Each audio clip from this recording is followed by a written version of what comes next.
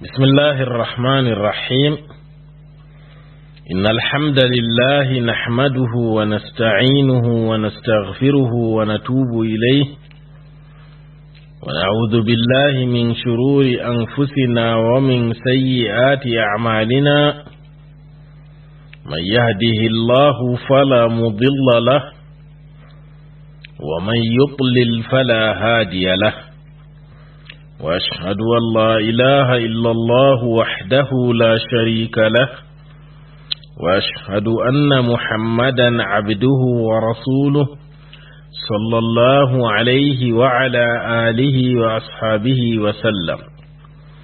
dirdiraaɓe mi hofni on fuu mon kofngol ngol islama. en getti Allah mo yottini en ha wakkati siriya men bi'eteka an-nisaa'u wal atfal, siriya ko laarani haala rewɓe e ɓikkoy.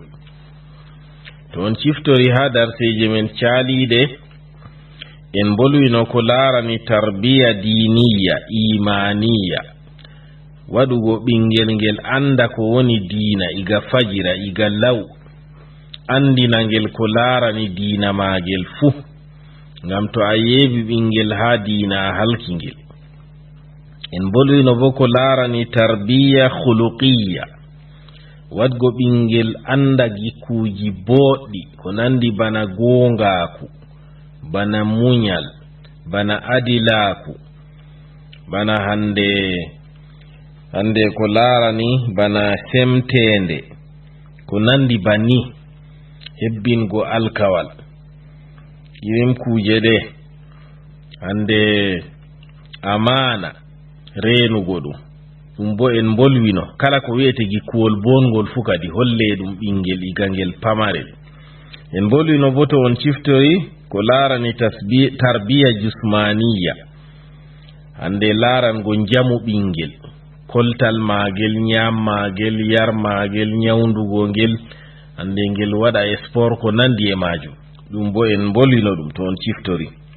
en daarino bo nahiya tarbiya aqliya, hande wadgo ɓingel hakkilo magel ɓesdo e bo hutinira hakkilo man ha ko nafata. ɗo bo en bolwino to on ciftori. en bolwino bo tarbiya nafsiya, to wodi ko ɓingel ɗo waɗa kuje kalluɗe bana ngayandi, baadi, nyore, ko nandi e man, itta ɗum ha magel, bana nguyka, hande ko nandi e man, jamba, ɗum pat itta ɗum ha nafsu ɓingel, wo'itina ngel.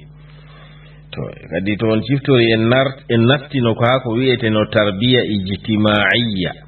en bolwino hakkunde ɓingel e saaroji mum, hande no wonata, no hani ngel wonda e saaroji magel, ɗum fuu bo rabbo on hollititta ngel ɗum. to kadi ha en jottino, ha en ɗo bolwa tarbiya ijtimaiya man, en jotti ha ko laarani haala bandiraɓe on en dari. to kadi se rabbo ɓingel holla ngel haala bandiraɓe magel bo, kanjum bo ɗum ɗo mari ahammiya, se ngel watana bandiraɓe magel hakkilo. Allah ceniɗo wolwi haala bandiraɓe ko ɗuuɗi ha alqur'an, haala leñol. o wi'ata wa ati dhal qurba haqqahu wal miskina wabna sabili wala tubadhir tabzira, ha suratul isra. o wi hokku bandiraɓe haqqe mum, hokku jawmum bandiragu haqqe mum, hokku miskin en, hokku ɓi lawol yahowo jahangal, hande hokku nde tata bo hande waɗu bazir maako, ta wonnu jawdi mere.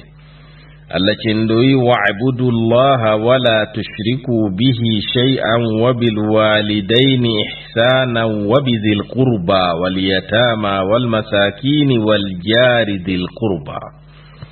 Allah wi ndewe Allah ta kawtanemo ko ɗume no famɗiri fu, mbo'inane saaroji mon be bandiraɓe. to kadi bandiraɓe ɗo bo se rabbo wo fiɓa ɓingel be maɓɓe, ngel anda moy woni moy. to hande ngel anda bappo wappayɓe magel, goggo en, hande mama en, derɗiraɓe worɓe, derɗiraɓe rewɓe, hande ɓiɓɓe derɗiraɓe worɓe, ɓiɓɓe derɗiraɓe rewɓe, to kaw en, ya pendo en, ko nandi e ɓen man ɗo pat kadi ngel andani bandiraɓe magel kamɓe bo ɓe ɗo mari haqqe se ngel yilloɓe ngel hokka ɓe ngel wonana ɓe ngel faddana ɓe ko nandi banni. to kadi irin ɗum man ɗo Allah ceniɗo holli en masibo ko yanata goɗɗo mo ta'i bandiraɓe mum. وَيُوَ الَّذِينَ يَنقُضُونَ عَهْدَ اللَّهِ مِنْ بَعْدِ مِيثَاقِهِ وَيَقْطَعُونَ مَا أَمَرَ اللَّهُ بِهِ أَنْ يُوصَلَ وَيُفْسِدُونَ فِي الْأَرْضِ أُولَئِكَ لَهُمُ اللَّعْنَةُ وَلَهُمْ سُوءُ الدَّارِ.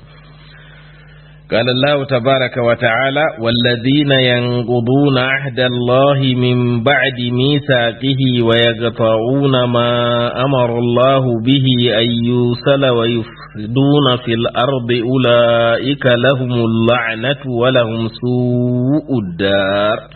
سورة الرعد آية نوغس إجوي. الله بهم ببين فيرتو بالكوال الله ɓaawo bo sembiɗingongal ɓe ta'o bo ko Allah umri sone kanjum woni leñol. ɓe ta'o leñol maɓɓe ɓe bonna bo ha leddi ɓe gedda Allah ɓe mbaɗa gedde o wiɓe atolka la'anore wodani ɓe e kalluɗum saare bo wodani ɓe o kanjum woni yiite jahannam ha ɓe joɗoto. to kadi ɗum man ɗo pat se o holla ɓe nda hallugo majum to ɗum waɗaka bo o yecca ɓe. e non Allah wi: fa hal asaytum in tawallaytum an tufsidu fil ardi wa tuqatti'u arhamakum ulaika alladhina la'anahumullahu fa asammahum wa a'ma absarahum. jangino aya man ha suratu Muhammad. wato ɓiɓɓe adama wonnoɓe ha dow lesdi ɓe ta'o leñol maɓɓe Allah wi kamɓe ka la'anore wodani ɓe. Allah ceniɗo la'ani ɓe. Allah ceniɗo la'ani ɓe. to kadi irin ɗum ɗo pat modi bojo rabbowo ɓikkoy se o hollita ɗum ɓikkoy ɓe anda o holla ɓe be hujjaji sonago leñol ɗo ɗum alama imanako ɗum alama nuɓɓingo Allah be nyalawmare darngal. ngam hadisewol nelaɗo Allah sallallahu alayhi wa sallam wi: man kana yu'minu billahi wal yawmil akhir falyukrim dayfahu wa man kana yu'minu billahi wal yawmil akhir falyasil rahimah ومن كان يؤمن بالله واليوم الآخر فليقل خيرا أو ليصمت. to hadisa wol wi'ata en hadisa ngol Bukhari e Muslim wurtini daga to Abu Huraira o yi kala mo nuɗɗini Allah e nyalawmare ragarere pat o teddina koɗo maako. kala mo nuɗɗini Allah e nyalawmare darngal fu o sono leñol maako. haala man en gaddani hadisewol. e mo laati nuɗɗini Allah e nyalawmare ragarere pat o wi'a khayru to andi o wi'ata khayru bo o jeeɗo. to irin ɗum ɗo modi bojo rabbowo ɓikkoy hollita ɗum ɓikkoy kadi yecca ɓe be hujja nda ko annabijo wi ɓaawo o artino o fiɓidirno ɓikkoy man e Allah e nelaɗo Allah ɓe andi daraja nelaɗo Allah ɓe kolle nda ko nelaɗo Allah wi. to kadi ɗo holli en rabbowo o se o laato o janguɗo goɗɗo mo jangay rabbata ɓikkoy. nonno o hollita ɓe sonago leñol ɗo ɗum haɗan hallugo timmode ɗum faddanan ɓi adamajo ha hande mita to suuyi. ngam Abu Ya'la filli daga to Anas daga to annabijo sallallahu alayhi wa sallam o wi: inna sadaqata wa silata rahimi yazidu Allahu bihima fil umr wa yadfa'u bihima mitata al makruhi wal mahdhur. o wi'ata sonago wato annabijo wi sadaga be sonago leñol Allah ɓesdiran be maji ha gurdam ɓi adama. Allah waɗan ɓi adama wura juɗɗum o faddiranan ɓi adama o be maji wato mayde hande wanyande nde ɓi adama yiɗa kanjum woni hallugo timmode. to kadi irin ɗum fu modi bojo hollita ɗum ɓikkoy koye paama ɗum iga koye pamaroy. eno no sonago leñol ɗum waɗan himɓe ɓe mara kuje boɗɗe wato hande ɓe mara nyiɓaloji ɓe mara jawle ɓe jooɗo ɓe ngura juɗɗum. ngam hadisewol ngol Tabrani filli e Hakim daga to Abdullahi ibn Abbas ɓe mbine laaɗo Allah sallallahu alayhi wa sallam wi: Allah ɗo waɗana himɓe ɓe nyiɓa ɓe mara jawle. nane bo ko artino non bo Allah meeɗayno largo ɓe sam ngam waygo ɓe e ko waɗi on o waɗanta ɓe banniɗo. ɓe ƴami nelaɗo Allah o wi: ngam dalila sonago maɓɓe leñol. Allah ɗon no wañi ɓe yiɗaɓe sam sei ɓaawo man a tawa Allah ceniɗo waɗa ɓe nyiɓa ɓe mara jawle ɓe mara kuje pat ngam dalila ɓeɗo conol leñol. Nonon modibbojo hollita ɓikkoy koye paamta sonago leñol ɗo waɗan Allah yaafa goɗɗo zunuba mum hande hefanamo zunuba man. Ngam Ibnu Hibban be Hakim filli daga to Abdullahi ibn Umar o wi goɗɗo feere wari ha annabijo sallallahu alayhi wa sallama o wi annabijo mi waɗi zunuba makka useni woodi no mi tuubirtana to mi tuubi Allah jaɓanna. Annabijo wimo a woodi dadana o wi kaye. Annabijo wimo a woodi ya pendo kana o wi o. Annabijo wimo to wonan ya pendo maman Allah ceniɗo yaafete. To holli en silatul rahim ɗo waɗan Allah yaafo goɗɗo. Nono silatul rahim ɗum hoynanan goɗɗo korosuye ɗum nadan mo aljanna. Ngam Bazzar filli be Tabrani be Hakim daga to Abu Huraira o wini laado Allah sallallahu alayhi wa sallam wi o wi salatun man kunna fihi hasabahu Allah hisaban yasiran wa adkhalahu aljannata bi rahmatihi qalu wa ma hiya ya rasulallah bi abi anta wa ummi qala tu'ti man haramak wa tasilu man qata'ak wa ta'fu amman zalamak fa idha fa'alta dhalika yudkhiluka Allah aljanna. Wiyata hadise won ngol elaɗo Allah sallallahu alayhi wa sallam wi kuje tati mo ɗe ngoni ha mum fu Allah horsitan mo korosuye koyɗo naada mo bo aljanna be hinna e mum. Ɓe mbi ɗum de yeyane laaɗo Allah am o wiyata a hokka mo ɗawima a sono mo ta'ima kanjum woni a yillo goɗɗo mo yillatako ma nden a yaafo mo toñima. To a waɗi banni Allah naadete aljanna haala wigo men wa tasilu man gaɗaka ɗo a yillo hande mo ta'ima bandiraɓe ma be hande derɗiraɓe ma ɓe islama. To non Bukhari filli daga to Jubair ibn Mut'im o wi o nani laaɗo Allah sallallahu alayhi wa sallam ɗo wiya la yadkhulu aljannata qati'u rahim. O wi laaɗo Allah sallallahu alayhi wa sallam wi mo ta'i leñol mum o nastata aljanna. Goɗɗo mo yeebi leñol mum wudiningol yillatako ngol hunde waɗa hande laatinde masibo o yata o sinkana ɓe keɓa moƴƴere o yata hande o sewdo be maɓɓe o yillatako ɓe o hokkataɓe o faddantaɓe irim oɗo ɗo kanko ɗo o nastata aljanna. Nonnon modibbojo rabbo o hollita ɓikkoy o holla ɓe ɗo o holla ɓe sonago leñol ɗo yaran goɗɗo ha darajaji mawɗi masin yande dargal. Ngam Bazzaru filli be Tabrani daga to Ubadatu ibn Samit o wi nelaaɗo Allah sallallahu alayhi wa sallam wi ala adullukum ala ma yarfa'u Allahu bihi darajat qalu na'am ya rasulallah qala tahlumu amman jahila alayk wa ta'fu amman zalamak wa tu'ti man haramak wa tasilu man qata'ak. To nde ɓe mbi nelaaɗo Allah yecca ɓe ko watta Allah ɓantira goɗɗo daraja nelaaɗo Allah wi a muñana goɗɗo mo waɗanima johaare mo toñima eno no a yaafo mo toñima wato tahalumu ala man jahila alayka kam wato goɗɗo hande ko mo waɗanima kalimaji mettuɗi a muñanamo nonnon a yaafo goɗɗo mo toñima eno no a hokka goɗɗo mo ɗawima haala ma noon en gaddani hadisewol a sono bo haala watasilu man gaɗaka ɗo mi wiyata kadi a hokka mo ɗawima nden bo a sono mo ta'ima kanjum woni a yillo mo yillatama. To haala ma noon en gaddani hadisewol wato a yillo bandiraɓe ma be man Allah ɓangirte daraja. To enon noon ɓawo to o holli to rabbo o holli ɓikkoy haala haqqe bandiraɓe o arti o holli ɓe haqqe saaroji o holli ɓe haqqe bandiraɓe be hande none mum fu en bolwino iga derɗiraɓe bappa goggo ya pendo kawɓi derɗirawo nini ɓe pat hande o andi de haqqeji maɓɓe. Rabbo wayli to holla ɓikkoy haqqe keddu maɓɓe bo ɓe anda keddu bo ɗo mari haqqe.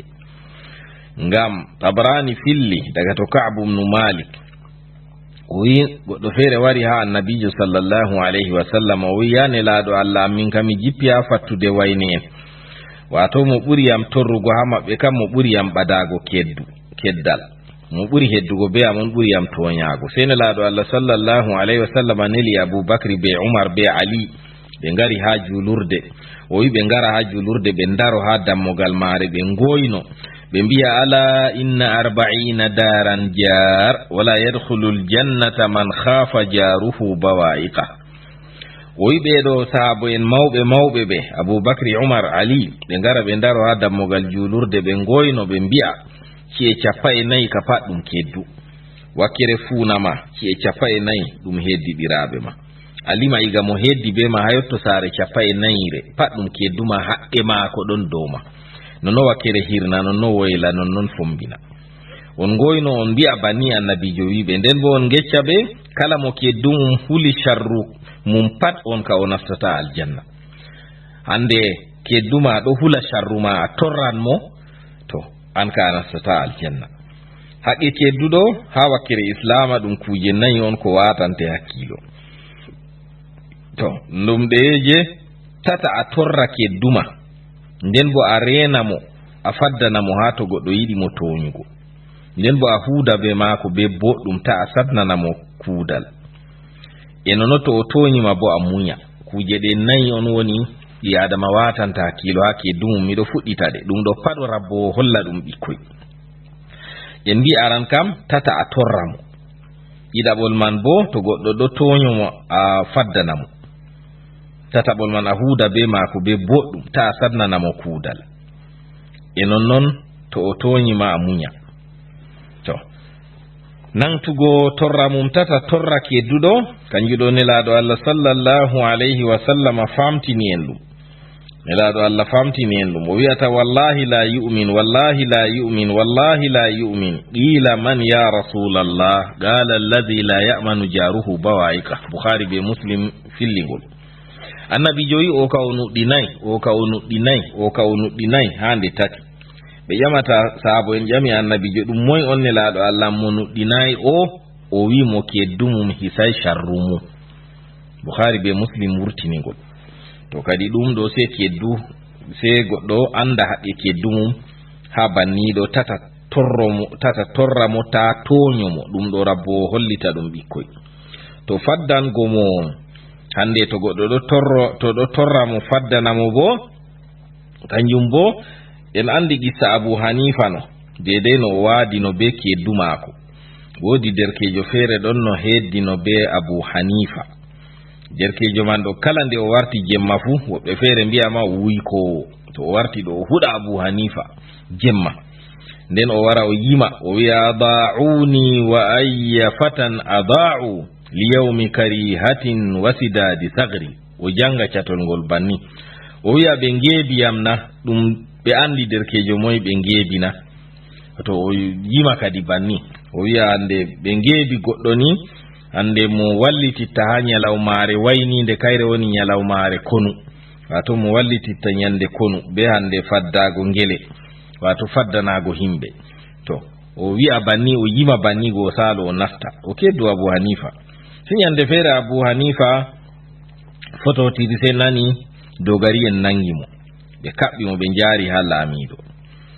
se Abu Hanifa nde jemma waɗi nanay sawtu maako, o wartay o yimi gimol go. se Abu Hanifa anditi kadi woodi ko waɗi. se ƴami habar maako fajira, ɓe mbiyata ɓe nangi mo ɓe jaari ha laamiɗo Isa ibn Musa. se Abu Hanifa wa'i dilli ha laamiɗo go, yehi o ɗaɓɓitiri laamiɗo useni yofana mo keddu maako. se laamiɗo yofi mo wakkati man ɗon ɗon. nde derkejo go wurti, se Abu Hanifa ewni mo, sofndi mo, wi'ata mo yo min ngeebima kadi na, ya derkejo am jonta ɗo min ngeebima na nde ɓe nangi ma ɗo. derkejo go wi kay on ngeebayyam, to walakin a wo'inaniyam, ande an bo Allah ceniɗo wo'inane mbar jaari ma. woɓɓe feere mbiyata derkejo man o yaranno o huɗa Abu Hanifa dalila banni man ɗo ma, se o tuubi, o acci yargo go, o acci huɗugo Abu Hanifa go. to goɗɗo feere wi'ata arab jo wi wa ma darrana anna qalilun wa jaruna azizun wa jarul aktharina zalilu. o wi to ni min laati min famarɓe keddu amin tedduɗo marɗo gikkuji boɗɗi, ɗum torratami. keddu amin laato tedduɗo marɗo gikkuji boɗɗi, ballito renowo min, minin ka ko min famarɓe ɗo ka ɗum torratami. o wi to goɗɗo to heddi be himɓe ɗuɗɓe, nden ɓe laati ɓe toskiɓe bo, kanjum on ko torrata. goɗɗo laati be heddi be himɓe ɗuɗɓe amma ɓe laati ɓe toskiɓe mballititta ɓe lesɓe wato ɓe ngala daraja hande ɓe ngala himma wallitugo keddu maɓɓe to oɗo ɗo kanko on hande torroto to minin kam min cuɓi min mara heddiɗiraɓe amin wato min laato min famarɓe amma min ɗo keddi be goɗɗo tilimɗo ɗininta min laato min ɗo keddi be ɗuɗɓe amma hande ɓe toskiɓe ɓe mballata to ko woni asli ha renugo keddu be faddango mo toñande ɗo ha hande nafsi ko imam Bukhari imam Muslim filli daga to Abdullah ibn Umar o ine laado Allah sallallahu alayhi wa sallam wi al muslimu akhul muslim la yazlimuhu wala yuslimuhu wande man kana fi hajati akhihi kana Allah fi hajati wa man farraja an muslimin karbatan farraja Allah anhu karbatan min kurabi yawm al qiyamah wa man satara musliman satarahu Allah yawm al qiyamah hala hadise on gol woni asli ha man kadi hadisol man o wi jullo ka ɗum derɗo jullo o toñatako mo bustatamo wala yuslimuhu ɗo bustatamo o wi mo laati ha haaje derɗum Allah latantomo ha haaje mako to a humtani derɗa jullo haaje mum an bo Allah humtante haaje ma to a huncani jullo mettam ɓeram mako an bo Allah huncante mettam ɓeram ha nder mettam ɓeram jiñande dargal to a suuri jullo an bo Allah suurete ko moy suuri jullo Allah suran ɗum nyande dargal to haala wigo ko moy suuri jullo Allah suran mo ɗo ko won surugo ɗo a yi'a hande ayibe a faddanamo ɗum a yi'a hunde torrore ɗo wara a wara a faddanamo ko bo waɗa hande hunde ayibe nden hande a nyukkina a yeccata himɓe to ɗum laari dede ko a hollitamo ma a hollitamo an amma ta yeccu yimɓe to wato ɗum man ɗo hande kanjum woni asli ha hollugo ɓi adamajo faddano keddumu ma o ɓillama a ɓillitamo ko nandi banni nonnon haala wo'inango keddu rabbo hollita ɗum ɓikkoy en bolwino ɗum wato ngam ɓi adama nanti torra mum torray keddumum faddanimo tan he'ata sei wo'inanamo bo sei wo'inanamo waɗanamo dokke waɗanamo hayru ko nandi banni ko woni asli ha majum kanjum bo wodi ko Tabrani filli daga to Amr ibn Shu'aib daga to babamum daga to mamamum daga to annabijo sallallahu alayhi wa sallam o wi ko moy mabbi dammogal mum ga en keddumum ngam hulugo ha dow himɓe mum e jawdi mum o laataki o muminijo o laataki non bo kala mo keddumum hisay sharru mum pat o bo o laataki o muminijo nden annabijo wiyata on andi moy woni kedduna on andi ko woni haqqe kedduna o yecci sahabo en o wi to o ɗaɓɓitirima wallinde a walla mo to o ɗaɓɓitirima nyamande a hokka mo to laatake o bukama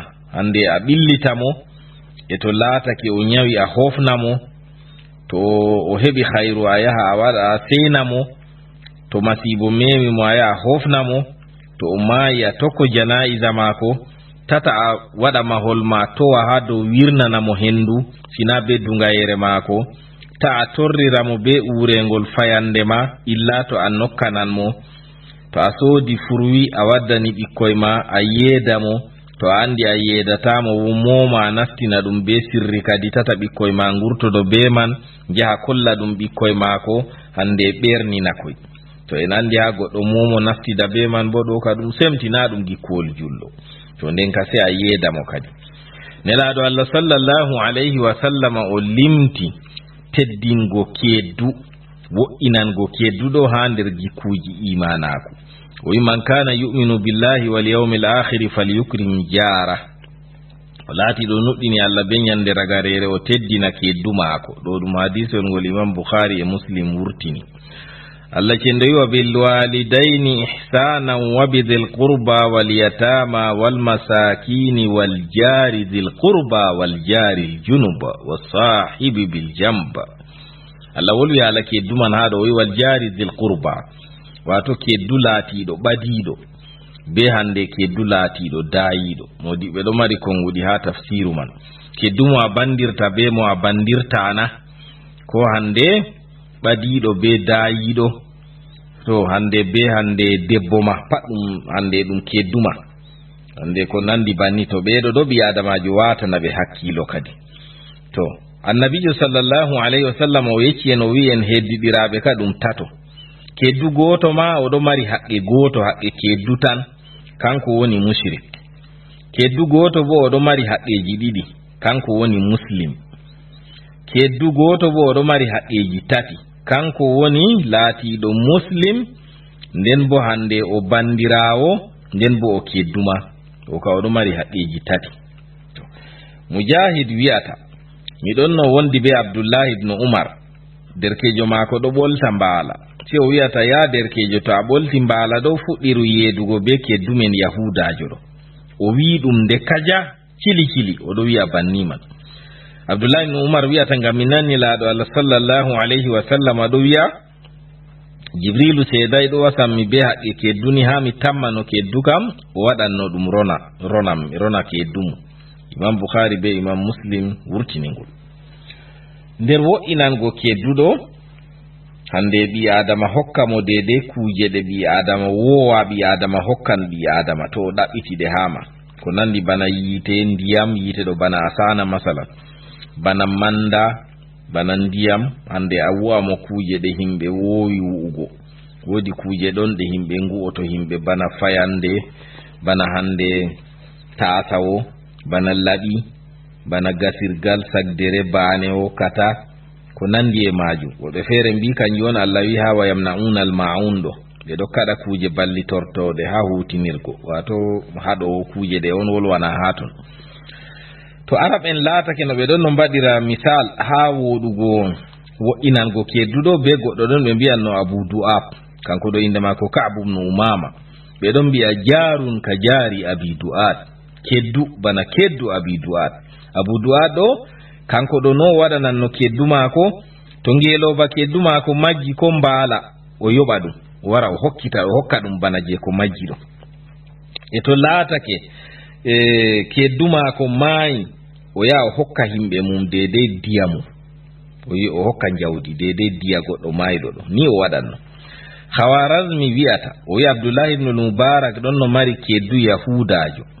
Se yahudajo man ɗo o yiɗi ha o sorrita saare maako, se ɓe ƴamata mo no a sorrata saare ma ɗo, o wi'ata ɓe masalan 2,000,000.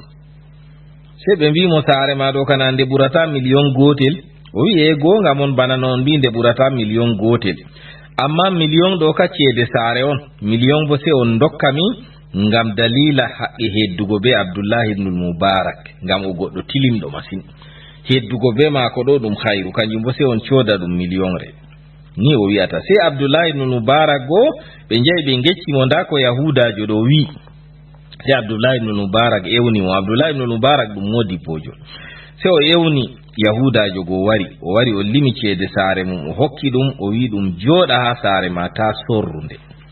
To kadi en andi yahudajo o wi'ata saare maako nde o sorrande kayre 1,000,000, keddal be Abdullahi ibn Mubarak bo 1,000,000 ni sina ngam keddu man wooɗi laati o keddu boɗɗo on waɗi o waɗi non. To kadi ɗum ɗo goɗɗo pat hani wona non. To haala faddago an haala muñugo ha torra keddu kanjum on toɓɓere nayabre ha man en mbino hande ha nder ko ɓi adamajo hollete ha haala keddu mum man ɗo, to on ciftori en bolwino hande a nanta torrama tata a torramo, nden bo a renamo, a faddanamo, nden a wo'inanamo, nden to o toñima bo a muña.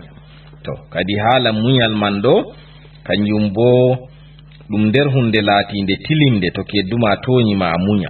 Bazzar be Tabrani filli daga to Ubadatu ibn Samit o ina laado Allah sallallahu alayhi wa sallam wi ala adullukum ala ma yarfa'u